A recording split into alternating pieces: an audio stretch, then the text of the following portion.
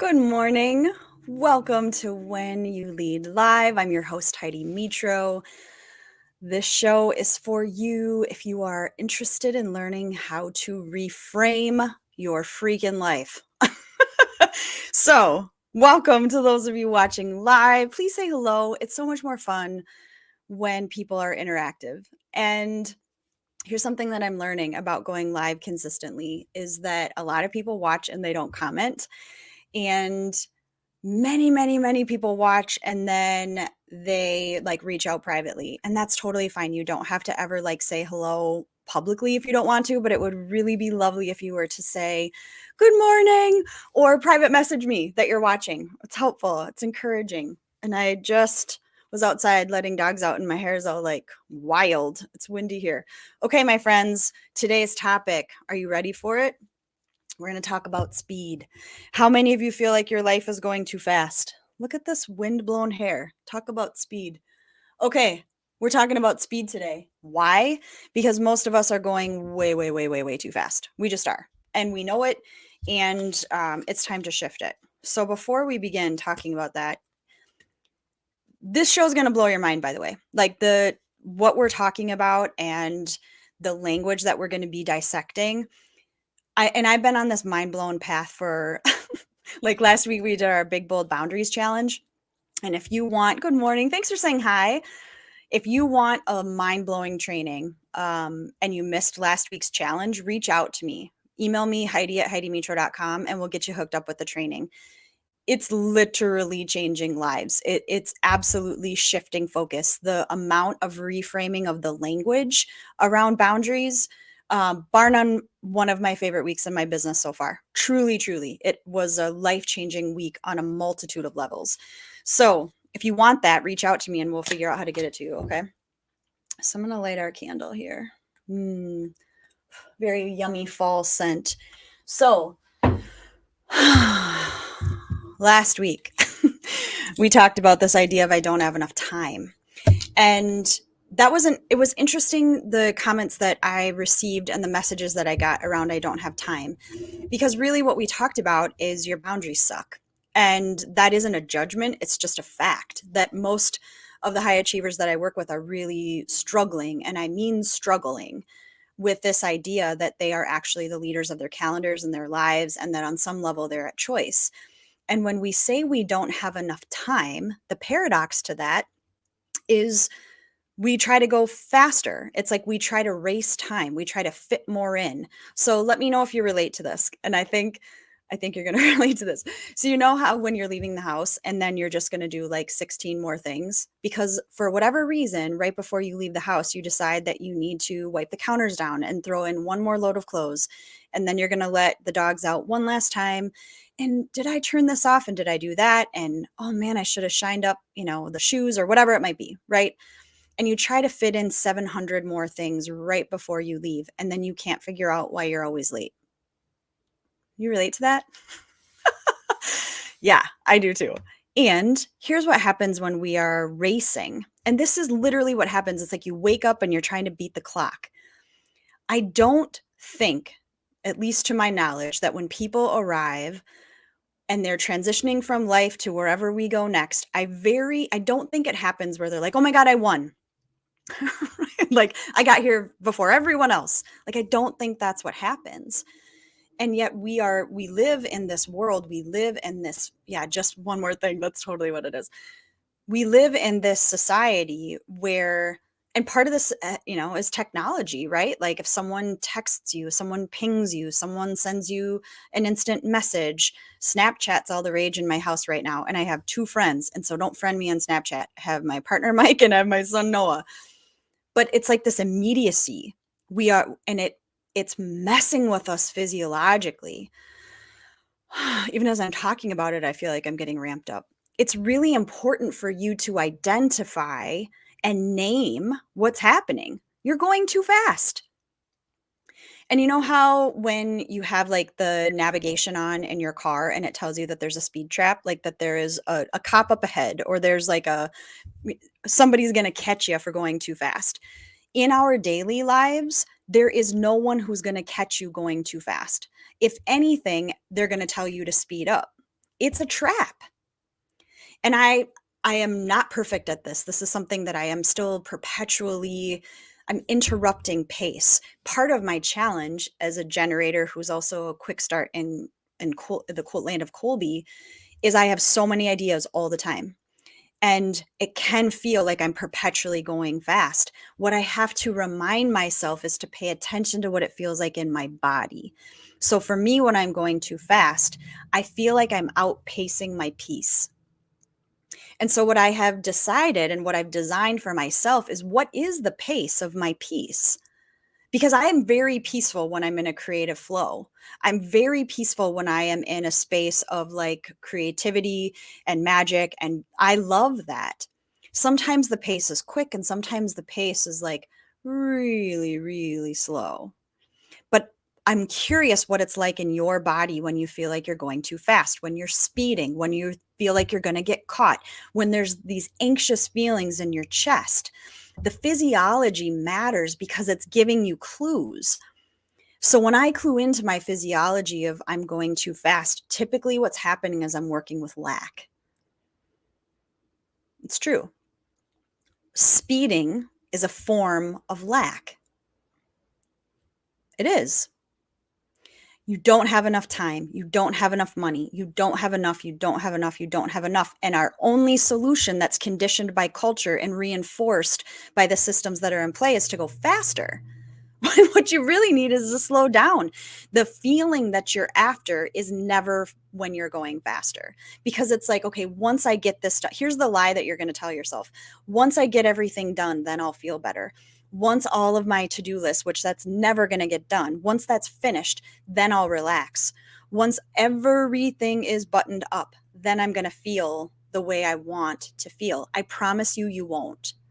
I'm going to spoil the ending for you. There's no solution at a faster pace. There isn't.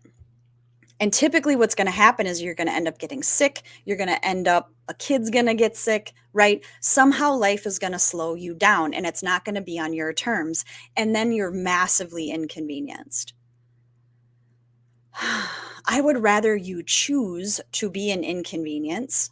I would rather you choose an inconvenient pace for other people than to have life remind you and inconvenience you. I'd rather you be in the driver's seat than having culture be in the driver's seat of your life. Do you want to drive or do you want this crazy ass culture that tells you to do more and be more? And now we've got this whole, oh, okay, I'm going to go on a tangent. Are you ready for this? We're never going to catch culture. So what's happening as of this recording is the fashion world has gone back to heroin chic. Yes, I'm going on a freaking soapbox right now. Ladies, do not fall for this crap. This is just another diversion. This is just another way to keep you chasing something that you're never going to have in order to keep you distracted from the real work of your purpose, your values, and your boundaries, to distract you from doing the real work of discovering who you are and then expressing it and giving it away. This is a distraction and it's something we will never catch. You're never going to catch the trends. You're never going to be able to catch the lifestyle that's being advertised to you. And here's the ridiculous part about it. No one is. Even if they have all the filters on themselves, even if they have all of it looking like everything is great, they don't. Stop chasing the marketing. So we're going to talk about the language of speed because this blew my freaking mind and I'm hopeful that these reframes will help you to physiologically reorganize, okay? So speed, we're going to talk about this. The definition of speed, which I thought was really fascinating, it comes from the Old English to prosper or succeed. So when you're going too fast, typically what we're chasing is success. We're chasing prosperity. We're chasing abundance. And we think by doing more and going faster, we're finally going to get there. We aren't ever going to get there. It's a lie. It's a trap. And have you ever noticed that the more you get done, the more people are willing to give you? The faster you go, the faster you have to go. What would happen if you said no? And you subscribed to the speed, the pace of prosperity, the pace of success. And it's different than what culture is going to tell you you're supposed to have. So when we, of course I had to do this, prosper, the definition, the etymology, I should say, of prosper is doing well.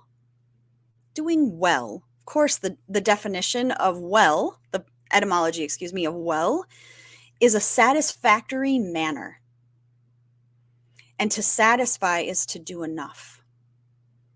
To satisfy is to do enough. I have a relationship with enough. That might be another show. But what matters is what is your definition of prosperity and success.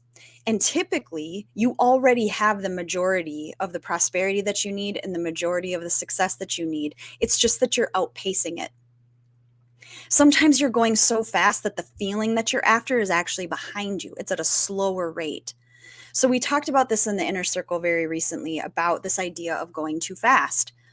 And it's like when you go, and we talked about this in relationship to the retreat, because typically what happens when you go on retreat is your pace is massively interrupted. You get almost this like, it's like at the end of a roller coaster and you hit that end and you're like, oh God, I think I'm going to throw up. Sometimes that's what happens when you hit retreat mode is like you've been going and going and going and you hit retreat mode and you're like, it's almost like this physiological whiplash. Like retreat whiplash is real. And then you get into this pace of nature. You get into the pace of like contemplation. Our meals at ARC, where we retreated in October, the meals are at least an hour. And we socialize and we have a cup of tea and we have all of the courses. You have like a yummy veg and you've got this beautiful main course that was created specifically for our group. And you always have a tea with some sort of like cookie or bar or cake or something to help you linger. Even the word linger, think about that, feel that. You could really feel the tentacles, like the rootedness these women were releasing. These women were like coming back to their pace. So here's what happens after we retreat for a few days is these women go home and your pace hasn't changed there. Your life is waiting for you. Your pace is like, are you coming back in? Like, let's go. And typically what happens is they look around at their life and they go, I've been going too fast. I'm committed to too much. I'm doing too much. And what matters is that you start to go, oh, I'm at choice. So when you're driving 90 miles an hour on the highway, okay, 80 miles an hour on the highway, depending upon where you live, maybe 90. You're not even seeing what's going by. You're not even paying attention because you're like so focused on what's ahead. Now, if you imagine walking, it's like you want to get there faster. You're trying to get that to that destination. You're trying to get to success. You're trying to get to prosperity. But when you linger, when you walk, what you see is so much fuller. And then you get to interact with nature's pace. Like I'm looking outside my window, and this is one of my favorite scenes outside my window because this tree turns the most brilliant gold in the fall. And now the tree's totally naked. It's like nothing left. And this tree is right on pace. There's no stress. Nobody's freaking out. No, this tree is just like, yeah, we're headed into a winter season. That's what we do. Looks like nothing's happening, but everything's happening below ground. The pace of nature helps us to remember. So, winding back to when the women get home from retreat, typically what happens is they look around and they go, I don't want to do this anymore. This is too much. This is too fast. This is too full. And it's like your whole life gets packed real tight and you have this clenching of your chest and you've got that queasy tummy and you've got the Sunday night fret of the week and the Monday morning like dread, right? All of those things are cues that you're going too fast. You're doing too much. So 3 for 3 is something that I talk about in lots of different capacities. And I'm going to give you this tool and I want you to write these words down because when you go 3 for 3 here, your life starts to shift. So one of the things that we talk about in the inner circle is like your interest. We talk about your capability and we talk about your capacity. This is something that we utilize in my team quite often as well, because we're building a team based on people's strengths. We're building a team based on people's individuality. And that's really important to me. This is also very important when you're designing your life. Are you interacting with things that you're interested in? right? Are you consistently in places where your capabilities are highlighted? And are you honoring your capacity? So here's what's happened as I've really come into my own, where I show up and I love my life more often than not, is my interest. I am only doing things I'm interested in. Legit. Like the things that fill my days, the things that I am actively participating in, it's a 10 out of 10 interest wise. I don't do stuff that's not a 10 out of 10. Capability, I do feel very highly capable. I do feel like a very, very capable person. There are some areas of my life where I'm learning to delegate or I'm learning to let things go, where it's like, yeah, I'm capable, but that's not my zone of genius. That's from The Big Leap, by the way. Great book, Gay Hendricks. Capacity, however, oh, hell, this is where I get stuck because I'm interested in everything that I'm doing and I'm a highly capable person. And the women that I work with, that's you too, right? You're so capable. But are you interested in what you're doing and do you have the capacity to do it? Those are two different questions. When you go 3 for 3 in your interest, your capability, and your capacity, your life will be at a pace that expresses that. You will not be at the mercy of your pace. So, very admittedly, inside of my business, my interest and my capability, oh man, have been off the charts. My capacity, on the other hand, man, I've really been testing that. And we've been in this big season of growth inside of When You Lead, where we're bringing on consultants. The back end team is being like so gorgeously filled out. You can't even deal with how beautiful these people are that are coming into When You Lead. Their values are aligned. We're designing their roles based on their Colby and their human design and their needs, their interests and their capabilities. And what I'm recognizing is capacity is real. So for me personally, I packed in a lot of life in 22, specifically from July until last week. It was like, oh, there's a free spot on my calendar. Great, I can add to it. Not recognizing that free time does not mean free capacity. They're different. One of the ways that we're reframing on the back end of When You Lead is we don't ask each other, we're learning this. We don't ask each other, do you have time? We say, do you have capacity? And that is a very different question. So if your boss is asking you, like, hey, do you have time to do this? And you look at your calendar and there's space, you're probably going to say yes. This might be something that you should write down. Time versus capacity. Because just because you have time, it does not mean that you have capacity. And do we have to do things that we're not interested in sometimes? Yeah. But my goal in life is for you to have a 3 for 3 life where your purpose and your values and your boundaries are dialed in. You are in congruency with yourself on this breath and body, right? And brain, mind, body, spirit, that you're going 3 for 3 in your life, that you feel like you have this life that you want to wake up and live, that you have these interests that are compelling and almost like they're coming through you, right? I want you to have enough time, energy, and money. And typically, what's happening is we're outpacing our success. We have bought into the lie that the faster you go, the more you have. I'm going to offer that the opposite is true. The faster you go, the less you have. And so I've been adjusting my speed. Typically, for me, because of how I'm designed, I don't realize I'm going too fast until I'm in it.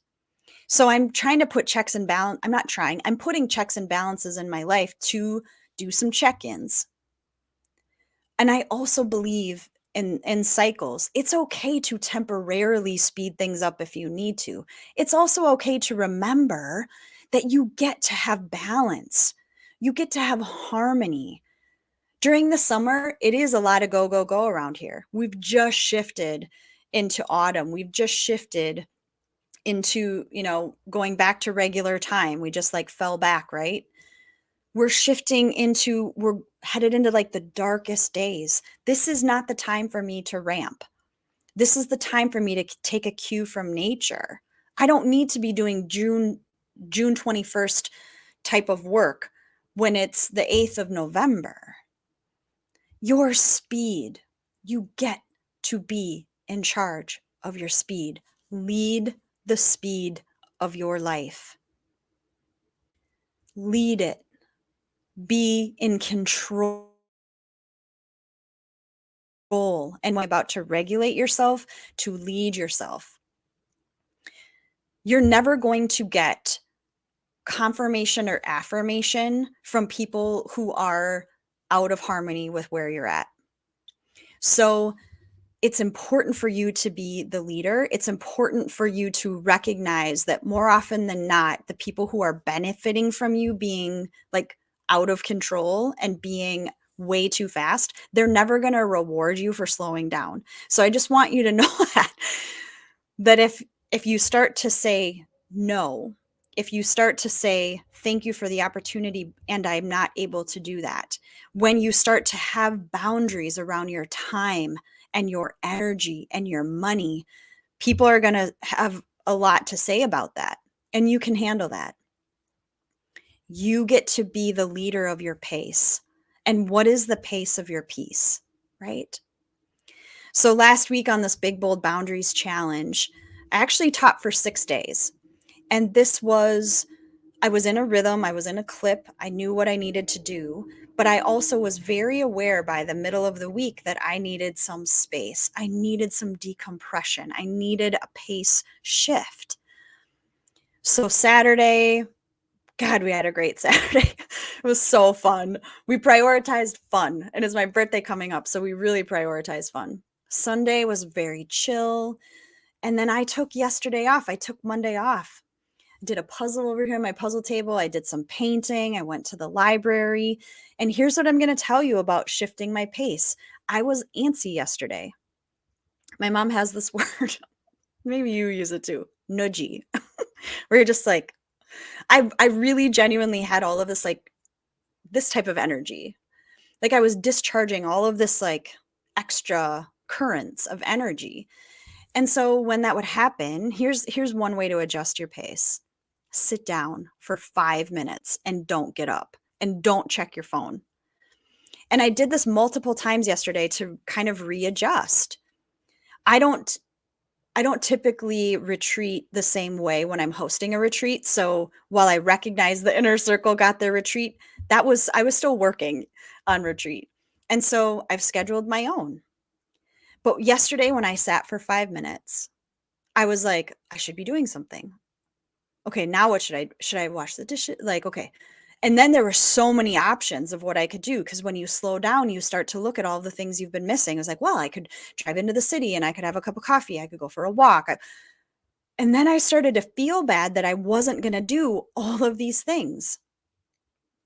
And I just was watching myself do it. And then what I told my team this morning, I was like, I need more time like this. I have to have more spaciousness. I need to have more decision time. I need to have more contemplation time. And that is how I start to adjust my pace. So I'm looking at the rest of the year as I'm looking into next year. And in the inner circle in December, I'm going to be teaching my wiser goals method because I know we're headed into goal setting. And I know that the promise of December is a pace you're not going to be able to keep up with. I'm just going to spoil the ending. It's not feasible. From now until the end of the year, people want you to sprint. What if you didn't? We're not sprinting in my company this time towards the end of the year. I'm not doing it. I don't want to. I don't have the capacities to sprint.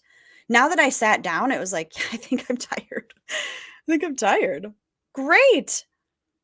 What would happen if you don't have to sprint from now until January 1st?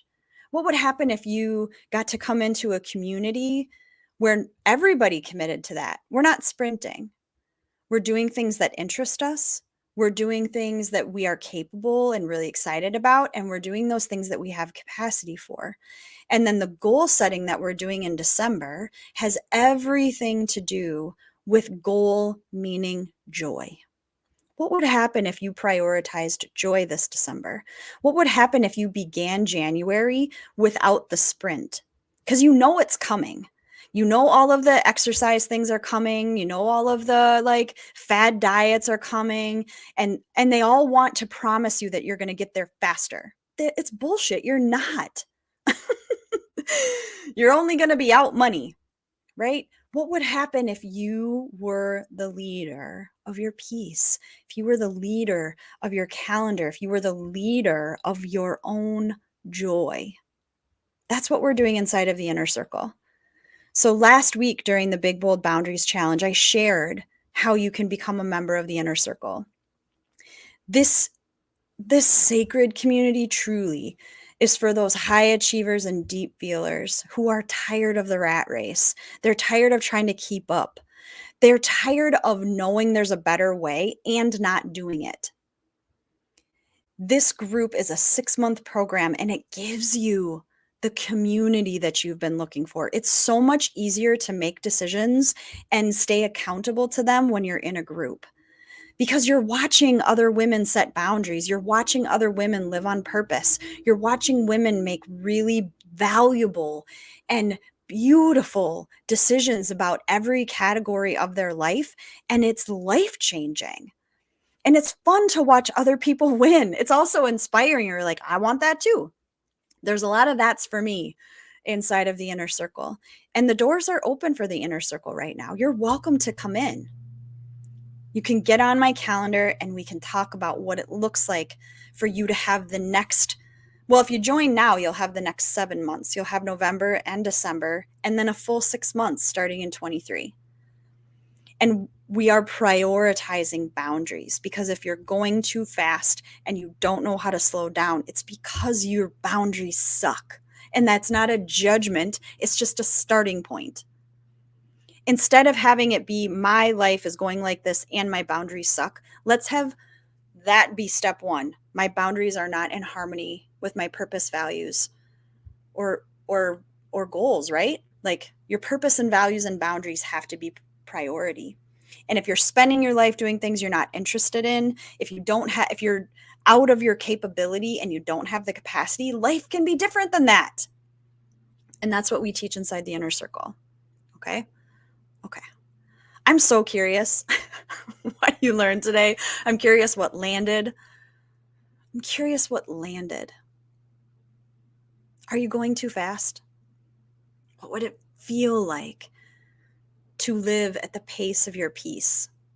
Where sometimes, yeah, you might be going a little faster and sometimes you might be slowing down. Sometimes you might be stopped. What would it be like to live at your pace? If you want to know, I want to welcome you into the inner circle. Okay. All right. HeidiMeachro.com will get you all the details. All right, my friends, I will see you next week. Oh man, just wait. And I will, I'll put the next topic in the comments so that you can get ready for next week. Okay. All right. I'll see you next time.